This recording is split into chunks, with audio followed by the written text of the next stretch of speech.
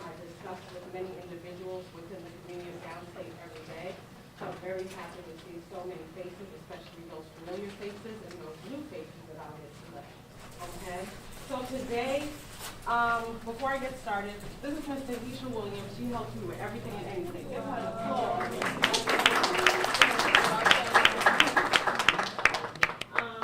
I want to also thank our sponsor. I apologize for there not being enough lunch bags, but next time there'll be enough lunch bags. I actually make 2 lunch bags for every person. Am I being recorded?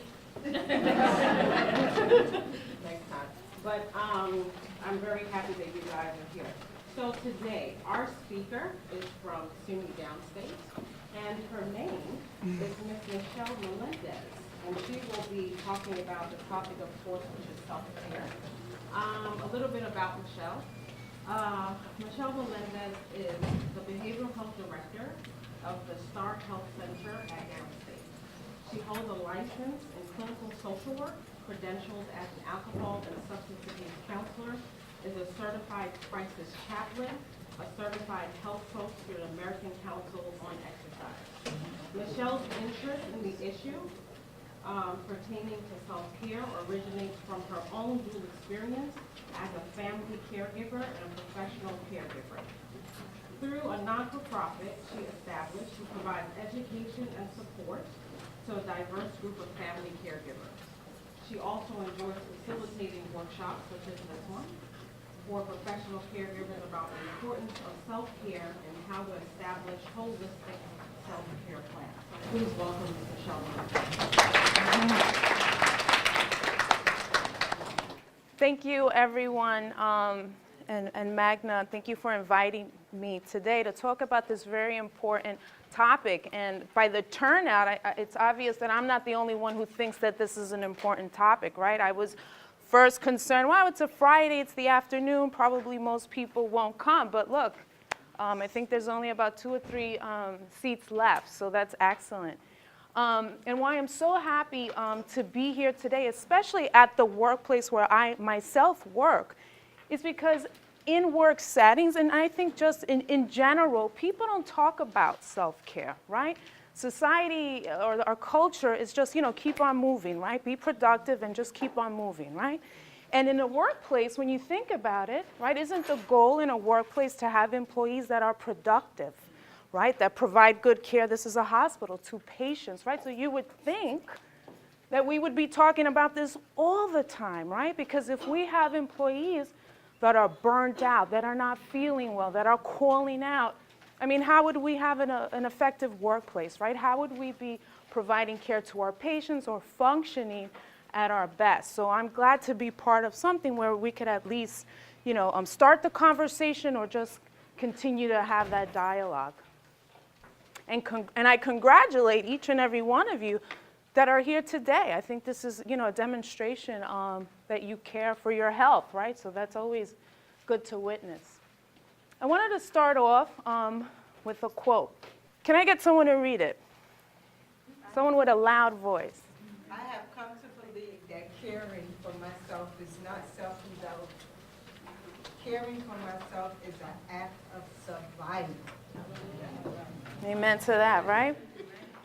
It's based on my life experience, I've come to believe that. It's survival, right? It's about self-preservation, right? We need to care of ourselves so that we can function and be there for others and ourselves in a positive way, in an effective way, right? So self-care is a survival method, right?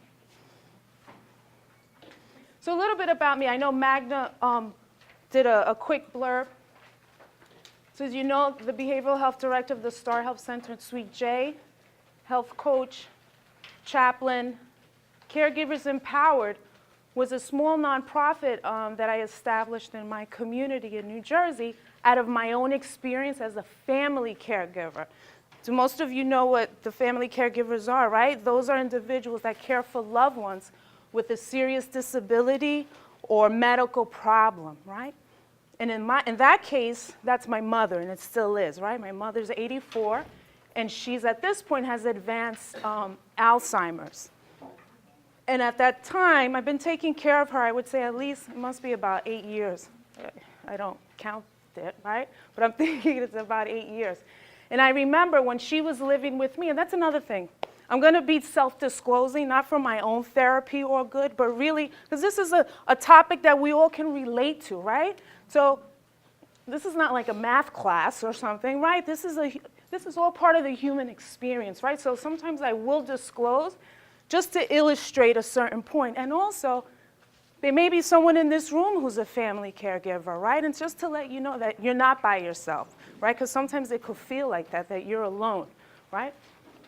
So I took care of my mom. She was living with me, and at that time, I had zero support. And I was saying to myself, why isn't there more support in the community? This is an issue that affects millions of people, right? So at some point in my caregiver journey, I was able to make a difference in that regard, and that's where this small program started, where I provide education and emotional support to all types of family caregivers. Okay, and I'm a mom, right? So as you can see, with all these roles require that I give, right? That I pour myself out to various people and situations, right? So that's why self-care is so important to me, right? Because how can I be effective in all these roles, right, that require to give of myself to others if I'm not feeling well myself, right? Okay. So what is self-care, right? Again, I didn't get this out of the Webster's dictionary or anything. This is my definition, right? How I came up with the definition based on my own life experience and in my own journey. The consistent, and I bolded words that I think are important, act of meeting and prioritizing your needs in a healthy and holistic way, in the absence of guilt and or excuses. So let's look at, so it has to be consistent. Self-care is not something that you do just on your birthday, on the holidays, or whenever the case may be. It's consistent. And ideally, it's a daily practice, right? Of meeting and prioritizing your needs, right? So we'll talk about later about the various domains of self-care. And it's prioritizing those things. It's not, you know, you have a list of priorities of people and things in your life, and you're number 10 and everybody else is up here, right? So your needs are up at the top, right? Number 1. In a holistic way. Many times people think, when they think of self-care, they think it's just physical, how you groom yourself, your nails are done, you know, your hair's done. No, it's beyond that, right? So it's holistic, and we'll talk about later the various domains of self-care. And I think this was important too. In the absence of guilt or excuses, right? Many times you might find yourself making excuses or feeling you have to justify, right? Why you may want to go out with a friend, or maybe why you want to go back to school or do something for you. You may even feel guilty, right? Oh my God, if I get that massage, oh, but my daughter really wanted to go to the movies with her friends. But this massage is important for me. Oh my God, I'm such a bad mom, right? Sometimes we could beat up ourselves for taking care of ourselves, right? But self-care is really about no excuses. I don't have to justify, whether it's to yourself or anybody else, why I'm taking care of myself, right? And we have to also think about the cultural components of that too, right?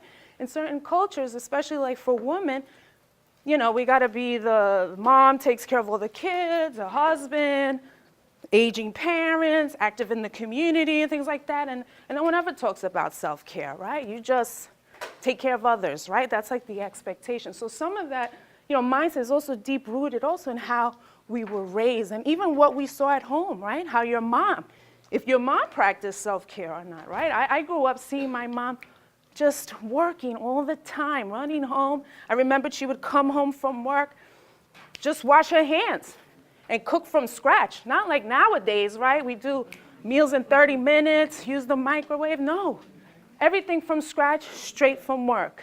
And I remember even being young, taking note of that. I was like, wow, how does mom do it? Iron all the clothes.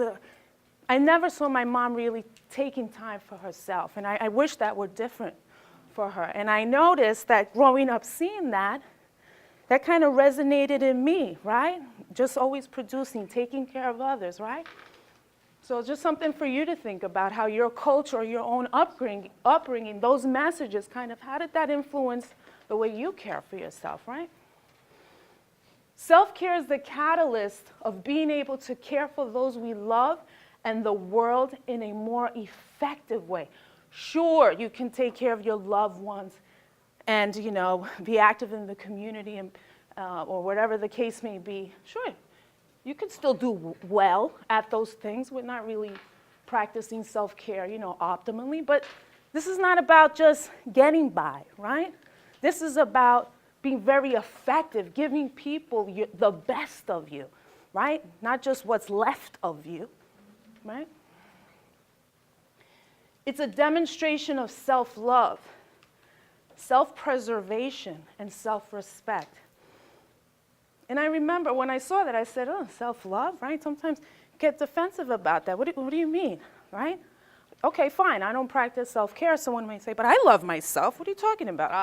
I have self-respect. But think about that. Challenge that thought, right? Self-love, self-respect, if you really felt that, wouldn't you make good decisions about your health? Wouldn't you eat in a healthy way? One of the quotes that I love the most is, eat like you love yourself. And when I first read that, I said, wow, okay. And you know what? Why I love that quote? Because when I eat now, for example, I see it as a demonstration of self-love, right? If you're eating, let's say, for example, like a healthy meal, isn't that a demonstration of self-love? You're doing something that's going to nurture you physically, cognitively, right? You're more sharper, right, when you're eating nutritious food, right? And even spiritually, you feel good, right? So looking at self-care as ways that it's a way to show that you love yourself and you respect yourself. If you respect yourself, you would put your priorities up at the top, right? And self-preservation, going back to the original quote, right? It's about survival, right? And it's a lifestyle, going back again to the consistency. It's not on special occasions or only on Saturday. No, it's consistent. Go ahead. Okay, so this is what I was talking about earlier, right? Holistic. So these are the various domains, right? We have the physical aspect, so the obvious, your physical body, right? The needs of your body. You have the social, right? The friends, right? Or family members, like your network, right? The intellectual also. How do you feed your intellect, right? Are you learning new things, right? Even that, you could use it in the context of your work. Sometimes people just get really bored doing the same thing over and over. It becomes so domain. You're not learning anything, right? Intellectual. So what are you doing to feed your intellect to learn something new, to challenge what you know? Financial. That's what I like about this wheel, too. It's very comprehensive, right? So what? You're doing good in physical, social, intellectual, but in the finances, for example, you're overspending, right? You're wondering how you're going to make the next month's mortgage or rent or buy lunch, right? Because you're neglecting that area. And what happens? When there's a lot of stress in the financial domain, you don't think that's going to affect physical, right? Knot in your stomach. Social, you're probably not even going to want to talk to your friends unless you want to borrow money or something, right? And intellectual, forget about reading books. I'm trying to see how I'm going to pay my bills, right? So that's what I like about this wheel. It covers everything. And occupational, here we go again. Job satisfaction. Do you like what you do? Do you like where you work, right? And emotional, of course. How do you deal with your feelings, right? The good feelings and the not so good feelings, right? How do we attend to the parts of ourselves maybe that involve grief, loss, trauma, whatever the case may be? How do you attend to that area? Because you know what happens when we don't? Those things they try to make themselves known, right? We could try to suppress them, right? And sometimes that could be adaptive, right? Because, the show must go on, right? But, if you keep doing that, it's going to manifest itself. It will show up in some way, whether it's in a physical problem and disease, whether it's with emotional, depression, anxiety, irritation, right? Many times you see people very irritable and you just say, oh my God, that person is just so nasty or whatever. But you don't know maybe something's going on with that person, right? And that's how they got there, right? And occupational, same thing. A lot of poor work performance could be involved there. So there's many consequences, right? When we're not attending to this model, right, of self-care. So what are the benefits, right, of attending to the domains? Well, the obvious, good physical and mental health, right? Mental health is important. Lots of times there's so much emphasis, eat right, exercise, right, prevention. But what about our mental health, right? That's great. You don't have any disease or medical problems, but if you're depressed, you're anxious all the time, you're not feeling well, that's part of health, right? Better relationships, right? When you feel good, people like to be around you, right? So, but it could be better relationship, whether it's in a marriage, with partners, friends, family, and coworkers, right? Don't we all like to be with colleagues that are pleasant to be around, right?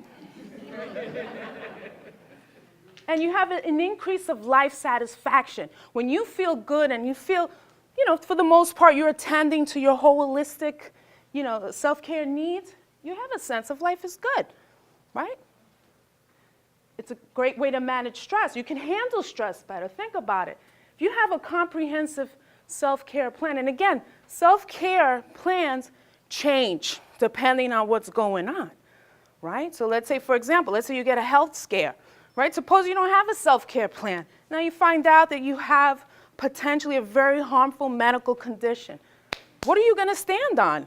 What's going to ground you, right? If you don't already have emotional, coping skills to deal with your feeling, you don't already have a social network, right? Spiritually, you're not feeling well. What are you going to stand on, right? So that's why self-care is good to have too, because you never know what life is going to throw at you, right? And you want to be able to be grounded, right? More productive. When you feel good, you're just more productive. You can do more, right? Not only at work, at home, in your community, or whatever the case may be. And you're more in tune with the essence of who you are. When you spend time with yourself, you get to know yourself. We think we all know ourselves, right? Because we're ourselves, right? Oh, no one knows me better than me. Really? Right? Spend some time with yourself and you realize that there's even things about you that you didn't know before. Colors that you like that you didn't even know about, right? Never seen before, music, different things, right? So it's a great opportunity to learn about yourself, but you can't do that if you don't spend time with yourself, right? If you're always here, there, everywhere, there's always a crowd around you, right? You can't stand to be alone for 5 minutes with yourself, right? How's that gonna happen, right? And it's empowering, right? When you feel good from the inside out, you feel like you could do anything. Right? This makes sense, right? And you think, wow, this all sounds so good. Why aren't we all doing it, right? It's not that easy sometimes, right? Now the consequences, right? Part we don't like to talk about, right? The health problems. A lot of patients that go in doctors' offices, right? Lots of times it's stemming from stress, right? Some GI issues perhaps, right? High blood pressure. So a lot of these, medical ailments that we see, right? It's not unknown, right, that a lot of those things come from stress, right? That sometimes could be emotionally driven. Depression, anxiety, brain fog. I don't know if anyone's ever been in that position, but I'll tell on myself it's okay, right? I know at one time when I wasn't at the best with my self-care, especially when I was taking care of my mom, because that's when it was most intense, right? I don't know if anyone has been in that situation. Okay, raise your hand. Okay, I'm not the only one. Okay, that's good. So imagine, and I had my mother when she had Alzheimer's, when she was at that irritable stage, right, the agitated. Now she's so sweet and quiet. it's so easier to manage in that way because she's sweet now, right? But back then, could be feisty, if some of you know how that dementia looks like, right? So, and she didn't sleep. So I had that and a small child, a job with almost a 2-hour commute every day, right? And I wasn't eating my vegetables every day and fruits and water, right? So I wasn't having the nutrition to fuel what I needed to be doing. And many times I felt fuzzy in the head, right? I said, oh, what's happening, right? Someone can ask you, what's 2 + 2? And you're like, what? Right? And you think something's so basic, you should be able to say the answer real quick. But when your mind is so bombarded, right, with lots of stress and preoccupied, even the most simplest thing, you can't even see or comprehend. And it's not because you have some kind of cognitive problem. Self-care, are you taking care of yourself, right? And this could be very dangerous, especially for medical providers in the room, right? You don't want to be with brain fog dealing with patients, right? Writing prescriptions and diagnosing people, right? So for some of us, we may get away a little bit with having brain fog, but some of us with certain roles could cause you a really big consequence, right? Again, conflicts with relationships, poor work performance, right? Unfortunately, sometimes people even get let go, right? And not because they can't do the job, right? They don't have the capacity, but maybe there's things going on at home, they just can't focus. They can't give their job their best, right? Burnout, especially this is for employees, anybody, but also with family caregivers, right? If a family caregiver is not taking care of him or herself, can also suffer from caregiver stress or burnout. Low life satisfaction, become resentful, right? Now all these, remember, roles that you play and people you take care of, now all of a sudden you feel like, kind of resentful, like, damn, I never get to do anything for myself. Look at everybody else going here and there and everywhere, and I can't even take 1 hour for myself, right? You start maybe getting a little resentful, right, about some of these things that you're doing. And that's not a good place to be. And of course, there's the impact of your self-esteem, right? If you're not feeling right, you're not going to feel good about you, right? And that could be potentially dangerous too, right? Because if you're not feeling good, you make decisions from that place, it can cost you, right? Go ahead.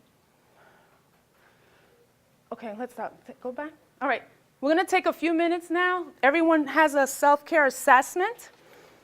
And you're now going to assess and kind of rate yourself on those various domains that we had up on the board. I'm going to take a few minutes. If you don't have a pen. There's a seat right there if someone wants to sit down. Okay, so let's stop for now.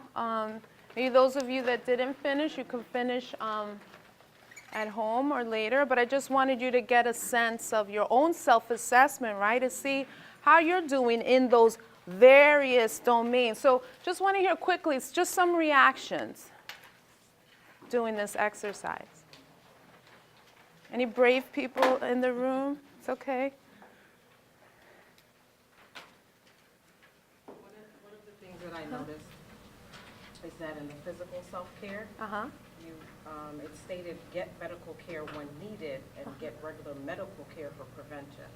Yes. So in my head, it was all the same thing, but it's actually 2 separate things. Okay. And I rated it as 5 because I do. Okay. When I thought Excellent. about it. Good. I think there was a hand back there. Yes. I was going to say that when I started the physical self-care, I first felt like it's not very good. And then I went on, I thought, oh, some of the other ones I'm hitting the mark more. So some of them were very easy to see. Select, you said to choose an area that you will actively work to improve. So. Right. And so some were easier to improve, and some I feel like in some areas everything's good. And you're speaking the truth, and I'm glad you brought that up, because no one is ever 100% in that wheel we saw, right? That's what I'm saying. It's a journey, right? Like you said, you may find in physical, wow, I'm really doing really good. But maybe in social, wow, when was the last time I spoke to my friend? High school, something, right? Right? Or workplace, wow, I'm doing good with physical, social, oh, but I hate coming to work every day. Not so much because I don't like what I do. I don't like the people, right? I don't like the setting or whatever. It's my job that's stressful, right? My family's good, all these other things are good, but workplace, right? But even with that said, right, it's about, well, what are some of the changes that you can make, right? Even in the workplace or physical or whatever the case may be. Anybody else want to share? In the spiritual Uh-huh. there's a thing that says try not to be in charge Uh-huh. or an expert. It's funny, I went on vacation over the summer with a group of people. Uh-huh. And I said to everybody, I hate being in a group Hmm. and not being the one in charge. Uh-huh. That is definitely something I know I need to work on. Okay, good, good. You had something? I was going to say that I looked at my physical self-care, and I'm pretty good at that also. Uh-huh. But the psychological self-care is horrible. Mm. Like Yeah. actually making time for yourself and meditating, writing a journal, doing things Mhm. like that. And thank you for having the courage to say that, because one of the things, I guess, as I was looking at the time, because usually I have like 2 hours when I do this talk, so I'm kind of just planting seeds today. I usually I like to have a lot of conversation about this, but I'm glad you said that, because this wasn't necessarily a fun exercise for everybody, right? So if you're in a good place, right, like if you gave me this now, I'll be like, yes, yes, yes, I'll be doing it happy because I'm in a good place. Right? But if you would have gave me this, right, when my mom was living with me, my daughter was 3, I would have been rarely, never even thought about it, right? And then I would have been like, oh my God, what happened? How did I get here? This is bad, oh my God, right? So, and the person next to me would be happy, and I'm like, I gotta go, I'm crying right now, right? So, and that's a normal reaction, right? Nothing to run away from. Right? It's a normal reaction, because right now I may be feeling good, but I don't know what next week may bring, right? God forbid. But at least I know I got something to stand on. As ugly as that other thing may be, I got some ground under me, right? So, thanks for sharing that. And again, when you do this assessment, do it with a compassion. Do it with a loving heart to yourself, right? We're always giving love and compassion to other people, right? But when you do this, be gentle with yourself and say, you know what? Good job for taking care of the physical and those other things. But with a loving and compassionate heart, tell yourself, you know what? I'm having a hard time in the emotional or the social. I feel kind of withdrawn. But I'm going to make some steps today, small steps, and we're going to talk about that. Right, so thank you for bringing that up. Any other comments? Go ahead. And then. One common thing I noticed was the importance to establish boundaries. Oh, we're going to talk about that, yes. Absolutely, thank you. And if you have an example, bring it up. Go ahead. I found myself torn between, in each of the areas, between things that I like, which I already do frequently. Do I want to try to build on the stuff that I'm better at? Absolutely. Or do I look at the things that I, don't really do so much? Yeah. Which do I want to try to improve on? Yeah, and I'm glad you brought that up, because like you said, wow, I'm doing good. That just because you gave yourself, I think it's 5, right? I think that's the one that you're doing great. That doesn't mean that it ends there, right? Well, how can I take it up a notch, right? There's always room, right, to take it to the next level, even at a 5, to take it up to a 7, right? That's your challenge, right? In addition to the other things that you need to get up to a 5 or a 4. Right? And one of the things why I always give this exercise, because it opens people's eyes to the various domains of self-care. Self-care is not just I get my hair done, right? I cover my roots every 2 weeks. My nails are done, right? But what good is that if emotionally I'm not dealing with my grief, right?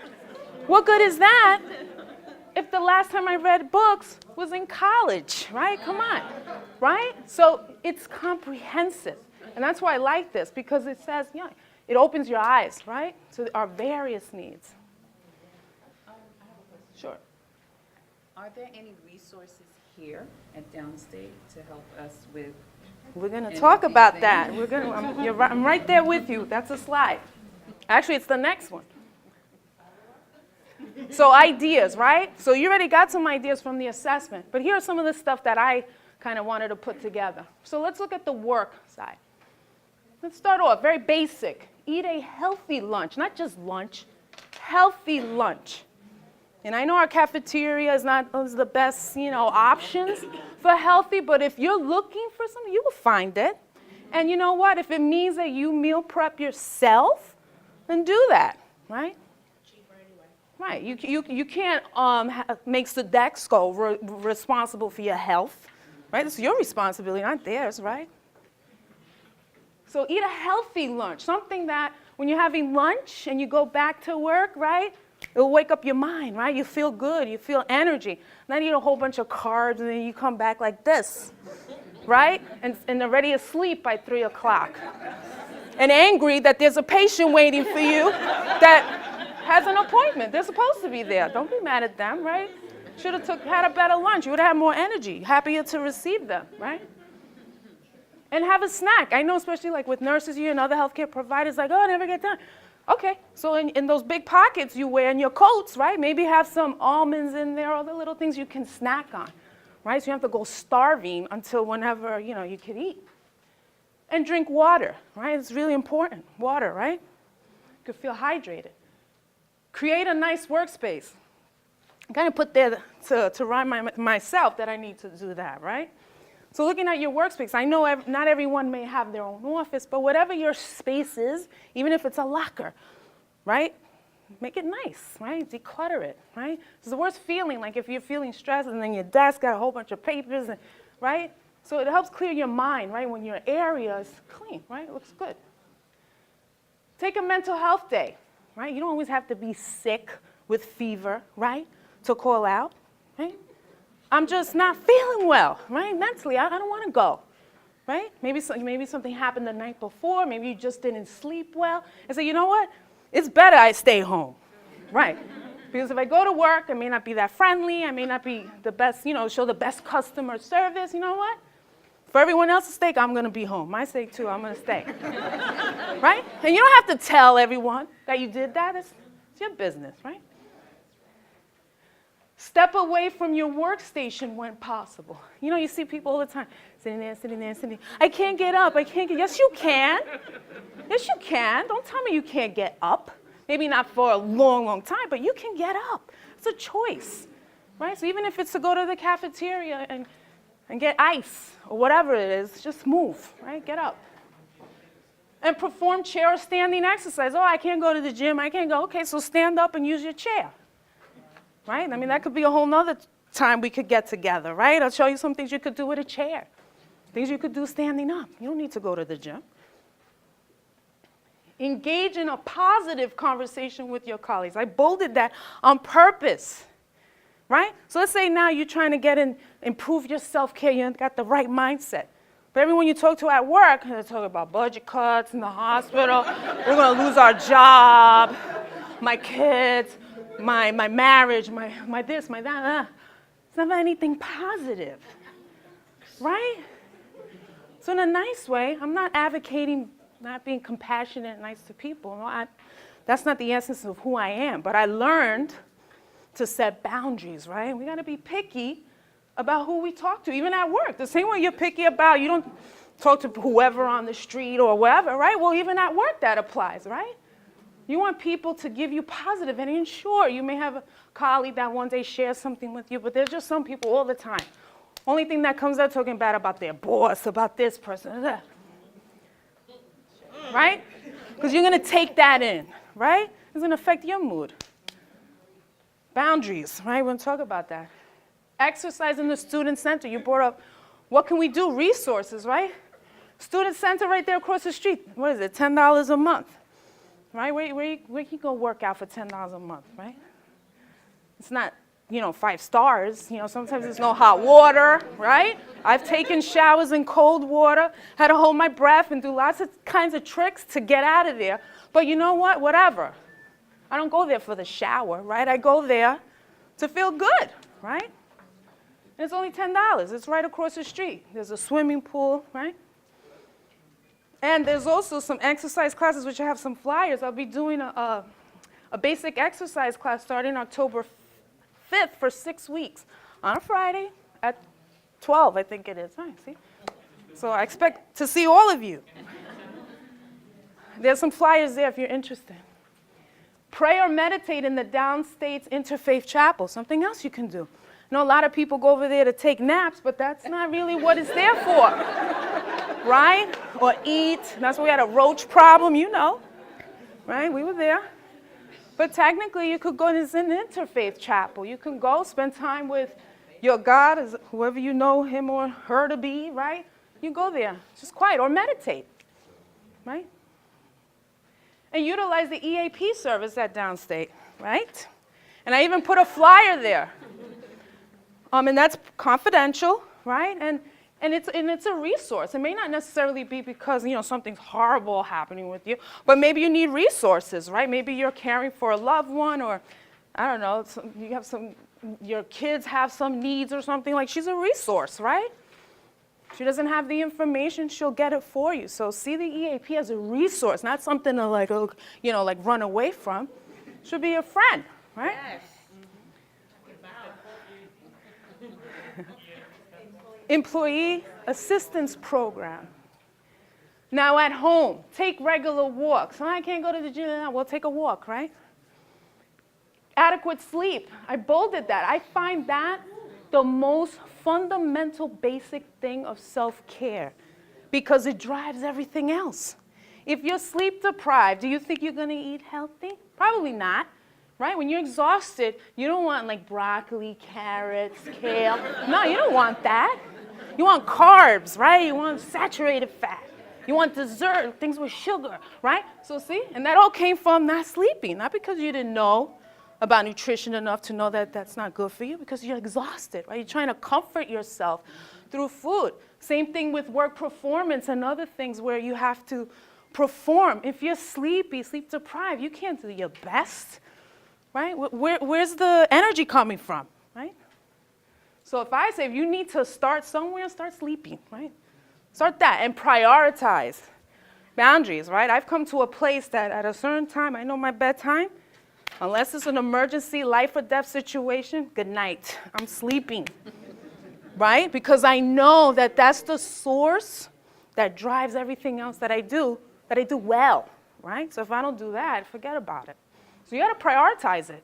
And if you have to set boundaries with other people, hey, I'm sorry, it's 9:30 is my bedtime, 10 o'clock, sorry, I'll talk to you tomorrow, right? Because some people will still try to get you to stay up and talk and say, no, sorry, tell me tomorrow, right? I gotta go.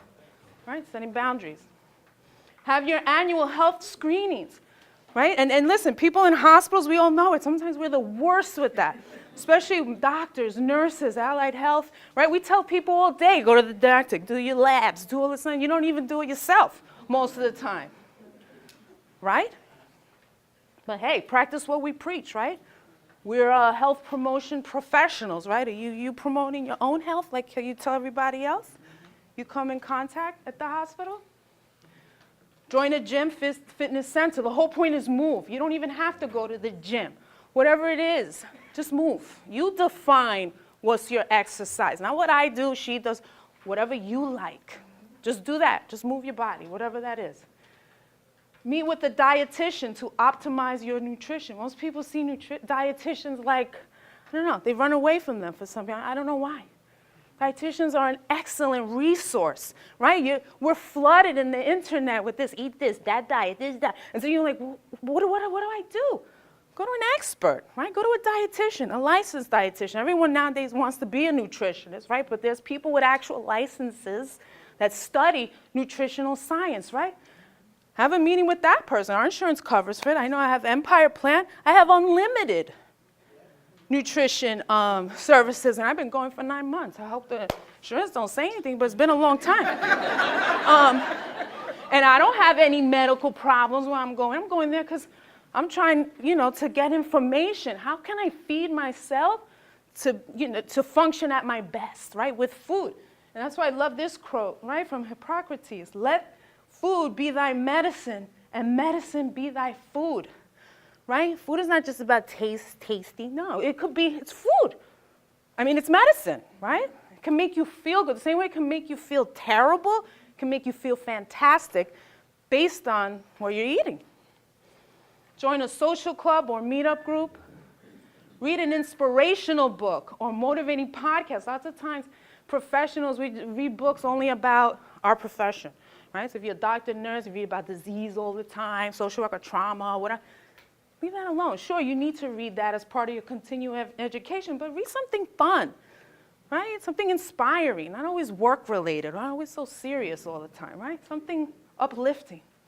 Speak with the therapist, life coach, pastor, rabbi, or other counselor, right? If you're finding yourself like, wow, I know this self-care stuff is important, but I just can't do it, right? You feel like there's something blocking you, right? Sometimes it could be something from your past, something that you're going through right now, and sometimes speaking to somebody about some of those things may help you step out of that place.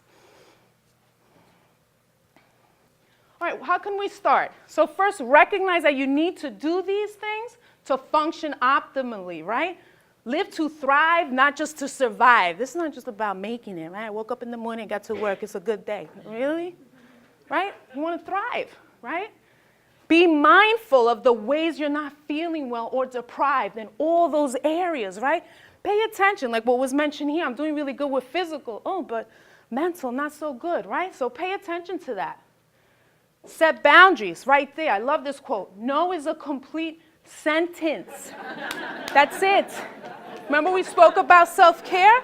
Self-care without excuse, justification. I don't have to tell you why, right? I can't do X, Y, Z. No, period. Because sometimes we got to tell other people no to say yes to ourselves, right? And sometimes that could get ugly and uncomfortable and scary. Oh, no, they're not going to like me. Oh, well, right? You got to survive. You got to do what you have to do to preserve yourself, right? Identify a self-care coach or a friend that will support you and hold you accountable. I left you my cards because I think it's important, especially for some of you that are trying to establish a plan. You need support. So if there's some of you here that want to get together once a month, we'll have lunch somewhere, could reserve a space and share self-care tips, share the barriers, the challenges, and the victories too, right? You don't want to do this all by yourself if you don't have to, right? Okay. Wrap up. Start today, not tomorrow, right? Today, right now. Don't wait to be motivated. People always say, I'm not motivated. What's motivation? It's not something that just comes over you and I'm motivated. No. It's discipline, right? Discipline is sometimes doing things that we have to do even though we don't want to because it's the right thing, right? It's good for us. So don't wait for motivation to knock on your door. Just do it and start small. Be patient and compassionate. We talk to yourself. Be kind. Small steps, right? The compound effect, right? Little things. Let's say you need to change your nutrition. Don't say, starting today, that's it, I'm going fully, plant-based, whole foods, right? No, it doesn't work like that.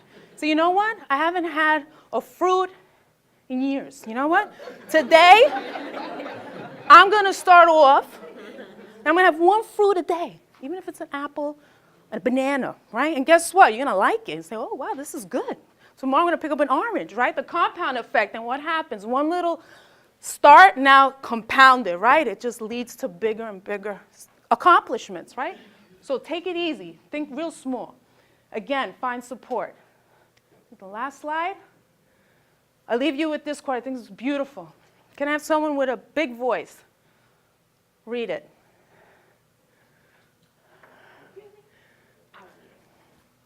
Go back and take care of yourself. Your body needs you. Your feelings need you. Your perceptions need you.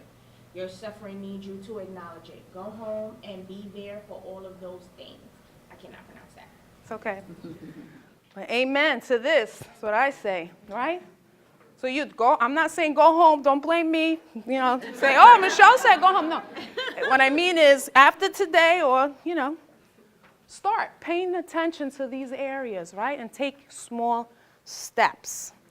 So with that stated, thank you very much. Thank you. Thank you.